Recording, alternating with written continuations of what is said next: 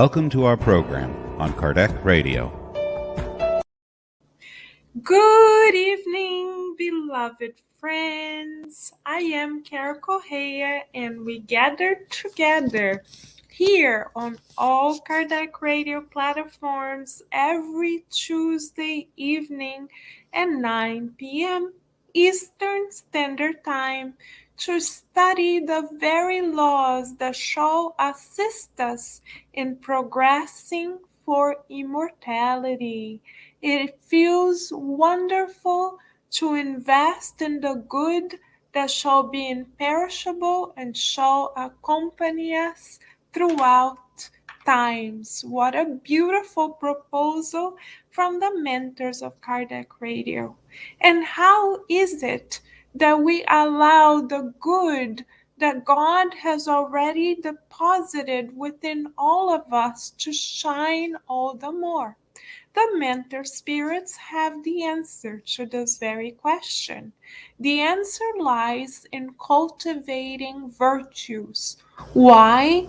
Because virtues are a facet of divine love, and divine love is the propelling force of progress. So, because all of us would like to progress, tonight we shall study question 895 of the Spirit's book, discussing vices that we need to rid ourselves of in order to allow our light to shine as recommended by our beloved Master Jesus.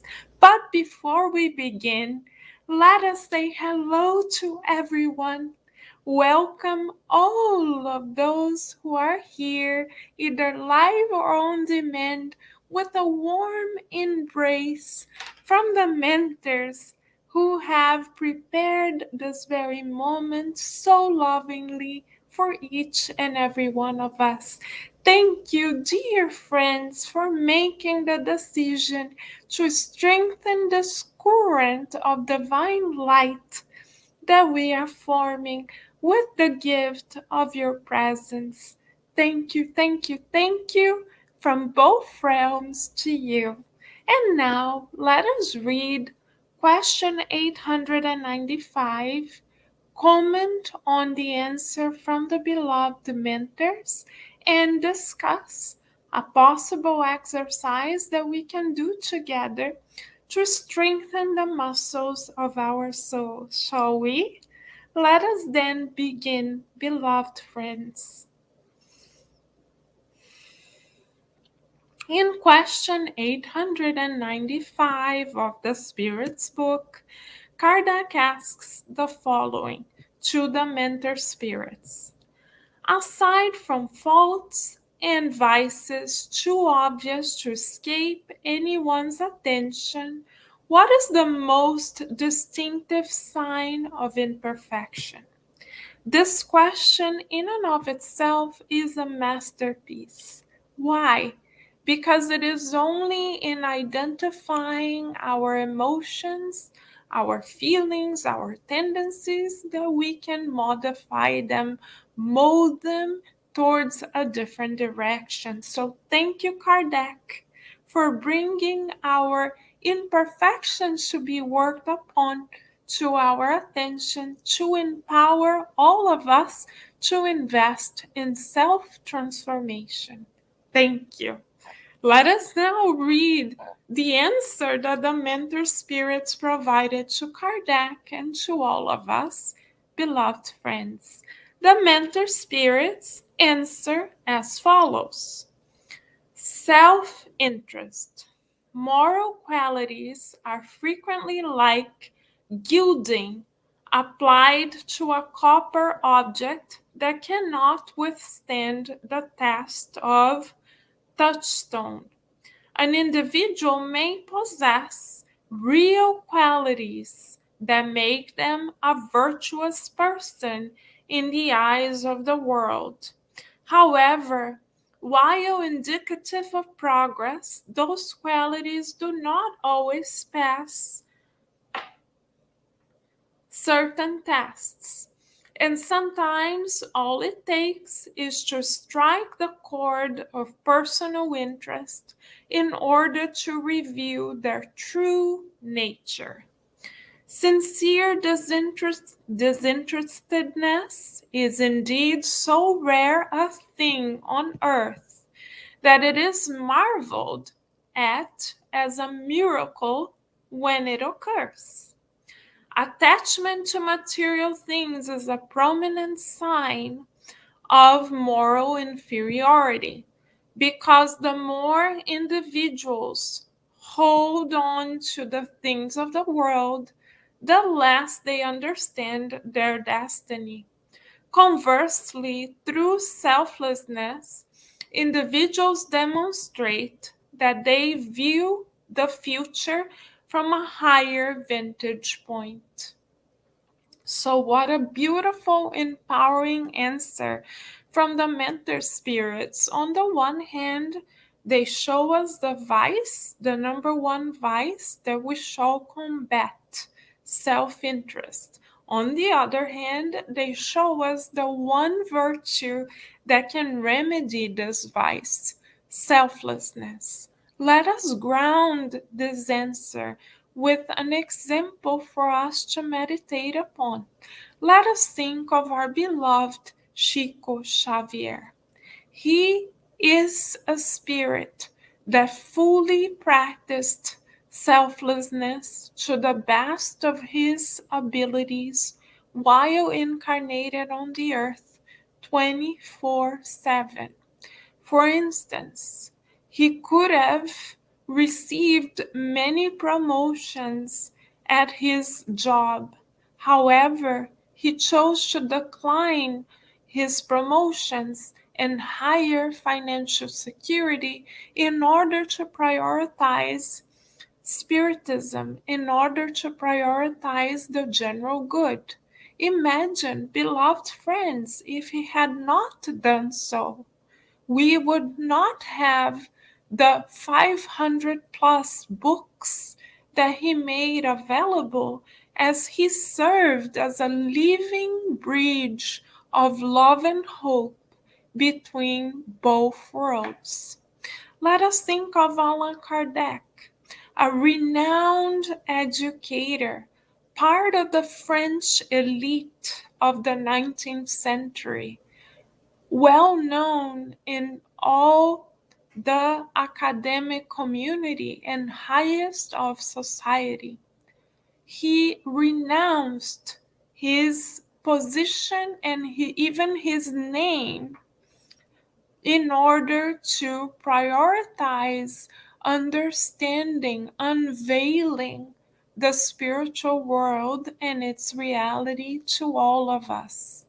He practiced so much selflessness that he gave up his name, even his identity as a scholar, as a scientist, as a renowned educator, as an author, as a member of the French elite, to adopt a pseudonym so that his own ego and societal recognition would not interfere with the work that was granted to him by divine providence. If it were not for his ability to renounce the interests of the world, we would not be here reading the Spirit's book together.